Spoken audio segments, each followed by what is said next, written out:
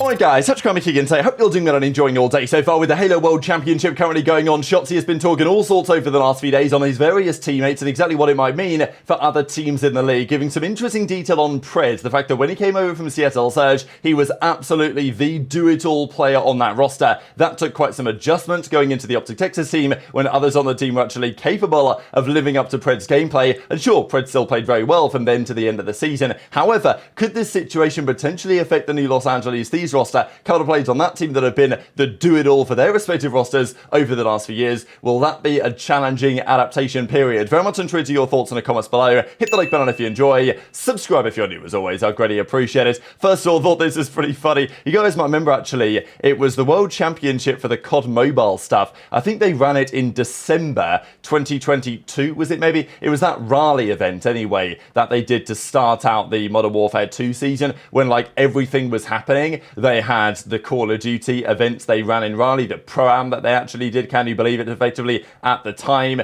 They had some other stuff happening there, maybe even some Warzone stuff, and they also had the CoD Mobile World Championship. But I mean, like, this does crack me up, not gonna lie, with the boys with their pillows. They're all like looking like 2-1 on the main stage. This guy isn't, to be fair, he's raw dogging it, actually, the same with this guy. But most of the guys are playing on the pillows. They all have like different techniques to hold the phone as well, and this guy's got all these like phone wipes, which is pretty funny. It's yeah, quite something to witness, I'm not gonna lie here, the Call of Duty Mobile World Championship. But of course the funny and frustrating thing is that in many respects the game that they play is far better than the game that the professional Call of Duty players in the CDL have been playing for the last few years, which yeah, unfortunately I guess just is what it is. This is pretty funny as well. This tweet blew up last night from Esports News UK, who are you know, they're a cool publication and they do UK League of Legends esports related stuff, but they put this tweet out yesterday and it absolutely blew up on the, not even just esports but gaming in general, on, so there was a survey that was done on who are the most intelligent players across various games. So they did a survey, like an IQ survey of gamers, and it turns out that there's like a series of games where the IQ varies, and obviously it's constantly a joke in the Call of Duty world about how our professional players are not necessarily the smartest. But you know, what do you guys think about this? Now, I don't think the sample size on this was mega. I think it was like maybe 1,000 people responded or something like that, which I guess isn't tiny, to be fair. Like, there is some credibility in this probably, but you know, what do you guys think about it? So a few of these games are like single player games, I think, stuff like that. What I guess is most interesting is probably the esports side. So apparently your average League of Legends player has an IQ of 120, which seems like really pretty high to me, but to be fair, to even understand that game you've got to be pretty smart, so I would do get that on some level. Counter-Strike of the esports is up here as well, 116 apparently. Overwatch 2, Dota 2, Deadlock, which is that new game that's coming through, Rainbow Six, you get Battlefield, Destiny, Apex Legends apparently, and then when you get to the bottom you'll find you know, a few different games with FIFA bringing up the rear. So apparently the average FIFA player's got an IQ of like 90, and then Rocket League at 91, Call of Duty's at 95, so like nearly hitting averages. I don't know if this is like legit or not. I just thought it was kind of funny, to be honest, because it is a common talking point in the scene at how like the pros in the scene have you know, they're like low, like Egg says this all the time, like low IQ players and all this, and I definitely think there's probably some validity to the fact that maybe our pros aren't as smart as the League of Legends pros or the CS pros or something, but you know, at the end of the day it doesn't really mean that much. Can you play the game at a high level? That's what matters. Are you an entertaining personality? That's what matters to me as well. And those things certainly apply to Scrap, but there's been a big debate, of course, on how good his team is actually going to be. This brand new Los Angeles Thieves roster, we know that OpTic and FaZe won the two biggest events of the season. Well, it depends what you think about EWC, obviously, and where that stacks up, but at least in terms of prize money, right? The World Championship and then EWC. The World Championship was what, like 2 mil? EWC was 1.8 mil, something like that anyway, and FaZe won the latter, OpTic won the former, and OpTic won Major 3, and FaZe won Major 2, whatever it was in Miami earlier in the season. They were the teams to beat defeat of the year. However, this year there is a new super team on the scene. It's Scrappy, HyDra, Ghosty and Envoy, and on paper that team is absolutely absurd. Of course, the debate is, what problems are they going to have as a roster? Because every team is going to have their issues in some capacity. No team's going to be perfect ever. And obviously, Scott was joking about the team as well, said it was kind of terrible. But we know that with OpTic, they have their incredible upside, at least in terms of the peak levels that anyone got to last season. Maybe with the exception of like Major 1 Toronto that were absurdly good. But apart from that, when OpTic got to top form, at Major 3 especially, and also at Champs, they got pretty close. I actually think OpTic might have played better at Major 3 than they did at Champs, but I think at Champs, like, the opposition just didn't play quite as well, to be honest, and OpTic did play like 99% of their top level, but it was that Sunday at Major 3 that OpTic played just CoD that nobody else could handle, right? Like,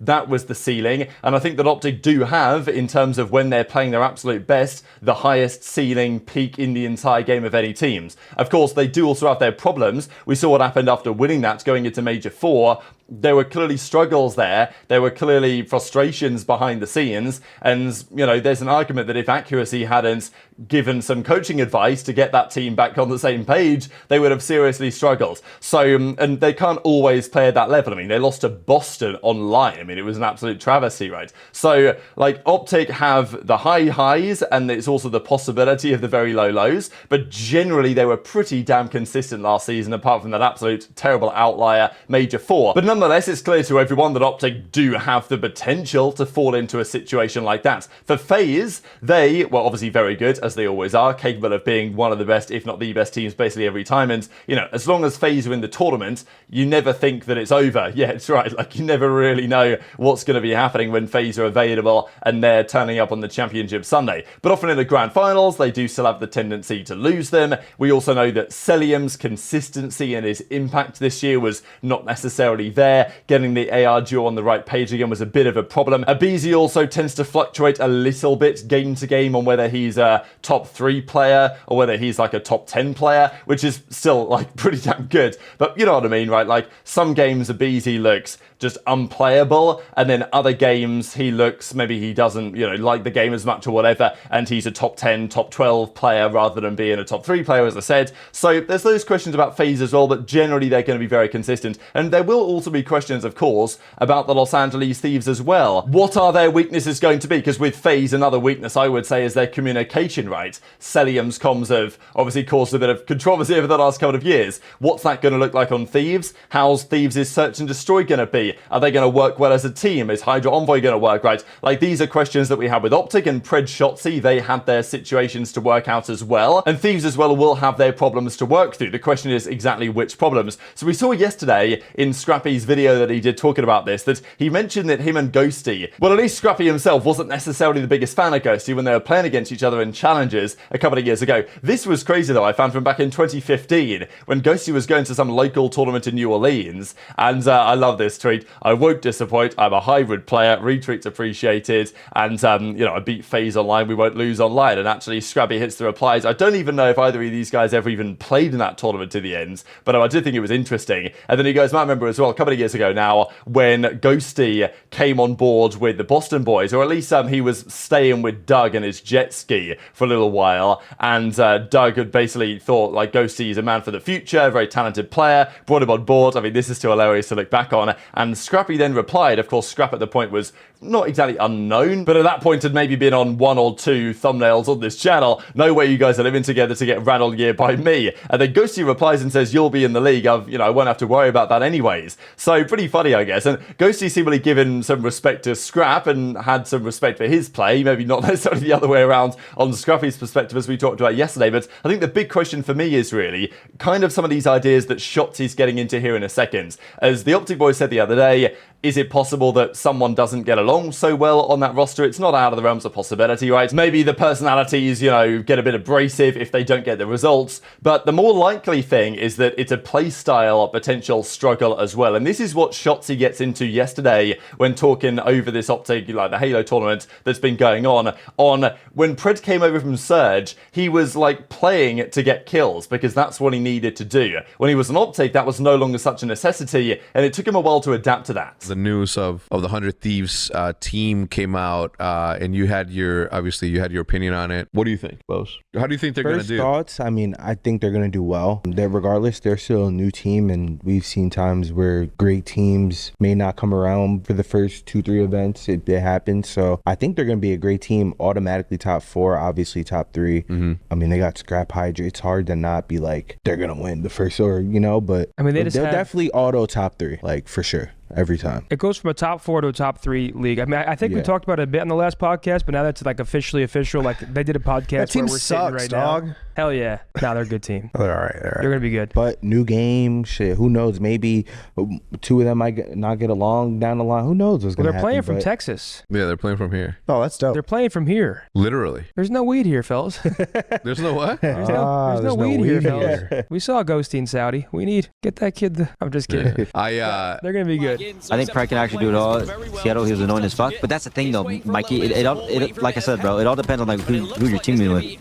For example, the playstyle that he had previous years was because like that's how his team wanted him to play. Like, yo, aBeZy, do whatever the fuck you want. Whereas if like that's not the consistent way of winning. Having one guy do it all every single time and let him do whatever he wants, that's not the consistent way of going about how to win. At the end of the day, bro, it's a team game. You need to all accomplish the same shit. That's why he had hiccups certain times, because he wasn't used to like I don't know how to explain it, bro. Like whenever you play maps and you like you find a system, right? And you find about like specific kills, you almost feel like a robot in a way. Whereas if like you don't even have to think about the route that you're taking, you're naturally doing it because of the fact that like that's just like your guys' team game, or that's just like your guys' game plan, right? He was more used to, all right, what is the best way to get kills in this moment? You know what I'm saying? That's just how he was programmed last year, and he was good at that, right? And there's nothing wrong with him adapting that playstyle, because obviously that's what his team wanted him to do. Whereas if like our situation was like, yo, if you spawn first, you had to take the route, and the second guy in line, all right, do whatever the fuck you want. You know what I'm saying? But the good thing is that about aBeZy is that like he acknowledged that, and he worked on it. aBeZy's a really good team in that aspect at least. And don't get me wrong, he was definitely frustrated like at moments, but the shit worked out in the end. All the better. It's interesting to think about, right? That if OpTic had a challenge getting Pred and Shotzzy to work exactly as they wanted to together, because Pred would spawn up and do what he'd been programmed to do, which is what's the best way for me to get kills right now? And Pred is very good at doing exactly that. And you don't want him to not do that on OpTic. Getting kills is important, but equally, if he needs to go to a certain spot and like die for the betterment of the team, then he also needs to do that. And it seemingly took him a while to adjust to that, and that was Shotzzy's argument. They got there eventually. It was still a bit inconsistent at times, but they generally got there, and it was very effective as a pairing, of course, when they were really on point. The same ideas could apply for the Thieves guys. Because when you put talented players like this together that have been on some respects the do-it-alls, then will they have a problem playing in the right way? I feel like this is less true for Scrappy, for example, because he's been on a pretty damn good team. And of course, so has HyDra as well, right? So like